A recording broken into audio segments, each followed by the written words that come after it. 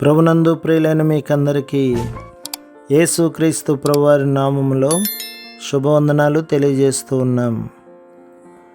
దైవజనులు బ్రదర్ భక్త సింగ్ గారి పరిచర్యలో నుండి దైవ మర్మములు. ఏప్రిల్ 14. యెహోవా తేజస్సు మందిరము నిండా నిండెను. దినవృత్తాంతముల 2వ గ్రంథం 7వ అధ్యాయం 1వ వచనం.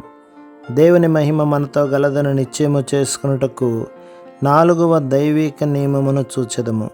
సొలొమోను దీనికి సాదృశ్య రీతిగా చెప్పుచున్నాడు. అయితే మందిరము కట్టు సమయమున అది ముందుగా సిద్ధపరిచి తెచ్చిన రాళ్లతో కట్టబడెను. మందిరము కట్టు స్థలమున సుత్తె, గొడ్డలి మొదలైన ఇనప పనిముట్ల ధ్వని ఎంత మాత్రమును వినబడలేదు. రాజుల మొదటి గ్రంథం 6వ అధ్యాయం 7వ వచనం. ఇది అసమానమైన మందిరము. శబ్దము చేయకుండా ప్రపంచములో ఎన్నడూ ఏ భవనము కట్టబడలేదు. దేవుని సంకల్పం ప్రకారం ప్రతి రాయి ఎంతో సౌందర్యముగా అమర్చబడినది. గనుకనే ఈ మందిరము కట్టబడినప్పుడు శబ్దము చేయ అవసరతయే లేదు. మీ వ్యక్తిగత, కుటుంబ, సంఘ జీవితములలో దేవుని సంకల్పమును అనుసరించినచో ఐక్యత, సహకారము, నిష్కపటము, సహవాసము, ఆత్మీయ ఆనందము కలిసి జీవించుటలో కనబడును. అట్లు అనుసరించకపోతిమా పోరాటములు, కలహములు తప్పవు. దేవుని సంకల్పము తెలుసుకొని మన పరిచర్యను గుర్తించగలిగినచో ఏ అసూయయు ఉండదు. అసూయ వలన చాలా పని భంగమైపోయినది. దేవుని సేవకులముగా కూడా ఒకరిపైనొకరు అసూయ కలిగి ఉండుట సాధ్యమే. నిస్సందేహముగా ఇది నష్టమును చేకూర్చును. దేవుని మనస్సును నిశ్చయము చేసుకొనుటకు రాత్రంతయు లేక ఇంకా దీర్ఘకాలము ప్రార్థన చేయవలసి ఉండును. అప్పుడే ఐక్యత కలిగి ఉండును.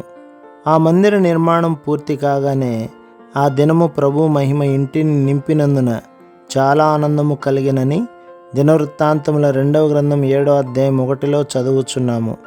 140 సంవత్సరములు దేవుడు వేచి ఉండెను.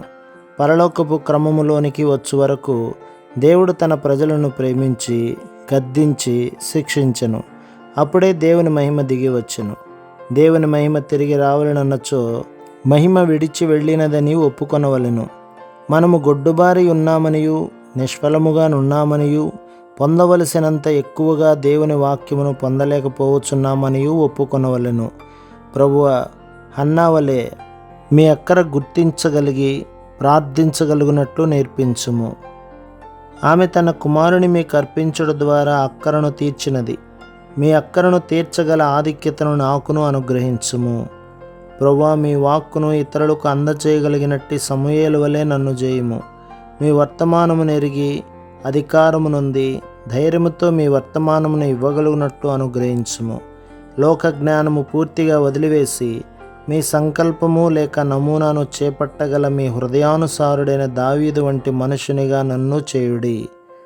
దావీదుకు పరలోకపు మందిరము యొక్క నమూనాను దేవుడు ప్రత్యక్షపరిచినప్పుడు సంఘము విషయమై దేవునికి గల నమూనా దావీదు జీవితంలో కనబడినట్లు చూసుచున్నాము. ఈ నమూనాను దేవుడు దావీదుకు అనుగ్రహించక ముందే అతనిని బహుగా శిక్షించి శుద్ధి చేసి మార్చి తగ్గించి మానవ జ్ఞానమును పూర్తిగా తీసివేయవలసి ఉండెను. అందుచేతనే దావీదు జీవితము ద్వారా సంఘము జ్ఞాపకమునకు వచ్చుచున్నది. షిలోహులోని జీవితము ద్వారా దేవుడు జ్ఞాపకమునకు వచ్చుచున్నాడు.